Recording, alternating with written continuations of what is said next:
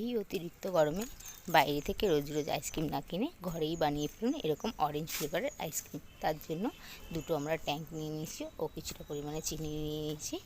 প্রথমে কিছুটা চিনি আর ট্যাঙ্ক একসঙ্গে মিক্সিং করে দিয়ে মিক্স করে নেব। মিক্স করার পর দিয়ে দেবো পরিমাণ মতো জল, খুব অল্প জল দেবো আর বেশি পরিমাণে ট্যাঙ্কটা দেবো। গোলা হয়ে গেলে একটা একটা পাত্রে ঢেলে নেব। আইসক্রিমের বোল নিয়ে নিয়েছি আমি এরকম প্লাস্টিকের, আপনারা চাইলে কাপও নিতে পারেন, কাগজের কাপগুলো।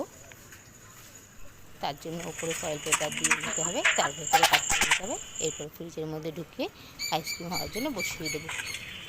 6-7 ঘন্টা পরে এরকমভাবে বের করে নেব। দেখুন কত সুন্দর জমে পুরো আইসক্রিম এসে হয়ে গেছে আর খুবই সুন্দর খেতেও হয়েছিল। Bye, thank you for watching. Please like, comment, share and subscribe.